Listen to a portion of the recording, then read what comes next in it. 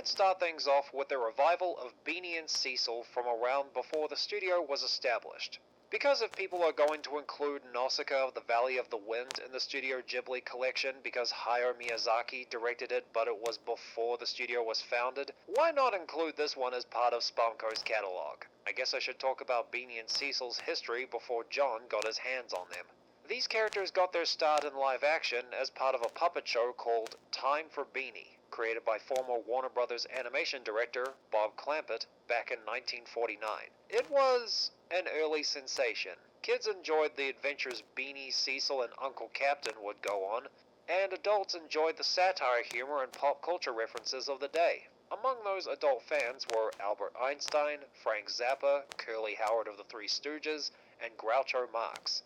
Then a decade later, the duo got adapted into animation for a show called Beany and Cecil. You guys want to hear my thoughts on the 1960s version? Get this video to 5 likes and I'll tell you. You can hold me to it. 20 years after that show ended, John had become friends with Clampett and his family and even did drawings of his characters for his fans, as well as the family Christmas cards. A few years after he died, Sodie and Rob, Bob's wife and son, scored a deal with ABC to revive Beany and Cecil, but only if Chris Felucci was a producer and director on the show, as they believed he understood his style the best. When he was attached to the project, he had already finished a season of Ralph Bakshi's Mighty Mouse.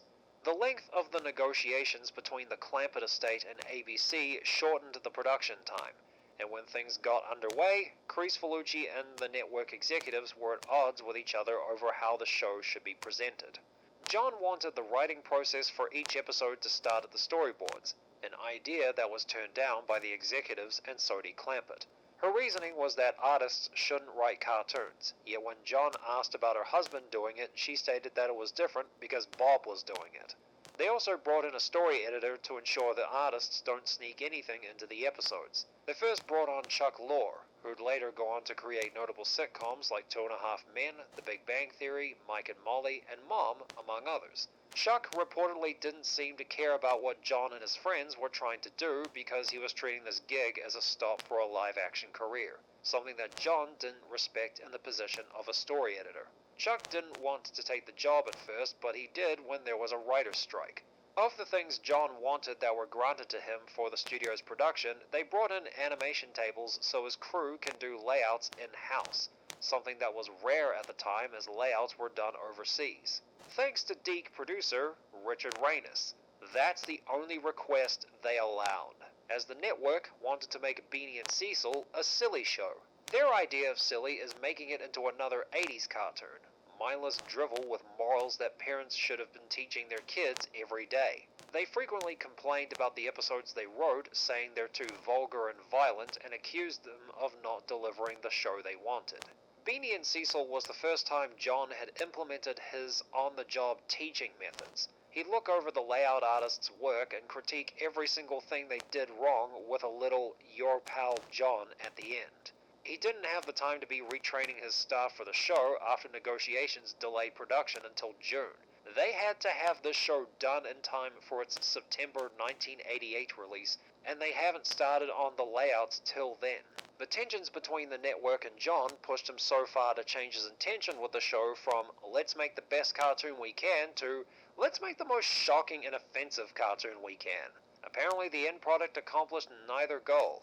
There was an episode storyboarded where dishonest John gets impregnated by an ape. If that went through, it would have been the closest the show got to the shocking and offensive goal. Back when he was there, Chuck thought John was going to make Cecil puke up his own eyeballs and go into a conch shell to pleasure himself. Wink wink, nudge nudge. The closest this show ever got to risque was a moment in the episode Cecil Meets Clambo, where his girlfriend Cecilia looked like she was going to go down on him, but was actually sinking into her seat when they were at the drive-in theater fawning over Clambo. My bad. The stories about his exit aren't consistent, but his scripts were rewritten and they replaced him with Paul Dini, who reportedly gelled much more with John's team than Lord did. John finally got fed up with ABC, so he wrote a letter to get industry support against the network. It was addressed to the network executives, Deke's top brass, it was the studio who animated it, Peggy Charon of Action for Children's Television, and Time magazine film critic Richard Corliss.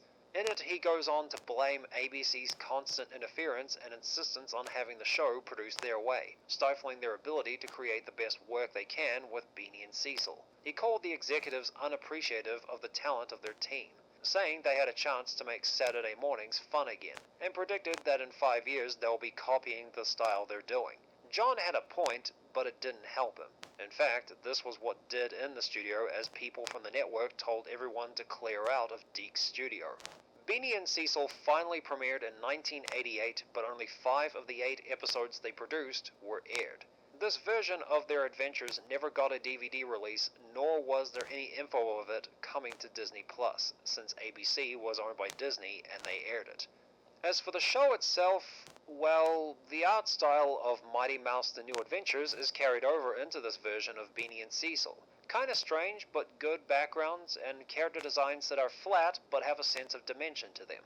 As for the quality compared to Mighty Mouse, it's been a while since I popped in that DVD set.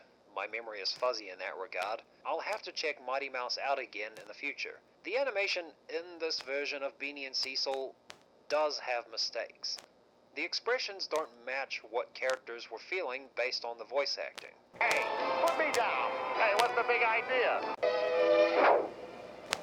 All right, I know it's an old trick, but I'm desperate.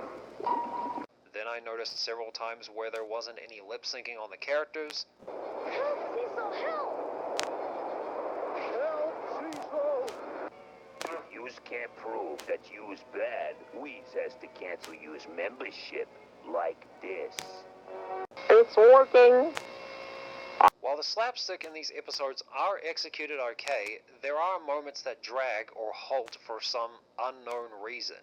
Like when dishonest John launched a giant plate of spaghetti heading towards Beany and Cecil, and it freezes for a second before it goes to a shot of our heroes in the golden menu. This never got a DVD release, so it couldn't have been an error from the transfer. This was on TV. There were more timing mess-ups in this episode, like the delay in revealing that Uncle Captain was eating a live pig, deflating the punch of the reveal. This series would feature material that would be reused in future Spumco projects, like the episode The Bad Guy Flew is just a better version of the Ren and Stimpy episode, Nurse Stimpy, and the design of the head waitress would later become the mother of the Ripping Friends. For all but one episode that they managed to produce, they go like this.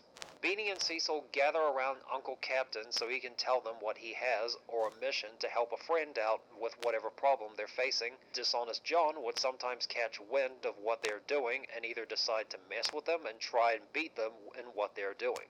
Beany and Cecil would either cross paths or catch wind of what John was doing and try and stop him, which they always do considering this is a kids' cartoon from the 1980s. Once victorious, they sail towards the horizon while singing their signature melody. That was once shown at the beginning of each segment of the 1960s version of the show. The structure of every episode is very basic and leaves plenty of room for the jokes. The only 2 characters of significant note in this series are Dishonest John, who is just the personification of the classic cartoon villain. Long black trench coat, twirlable mustache, and an evil laugh that's enjoyable to listen to.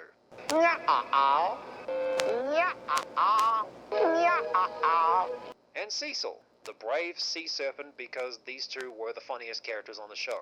This version of the seasick sea serpent is Billy West's first voice acting role, and he manages to get the voice of the serpent in his performance.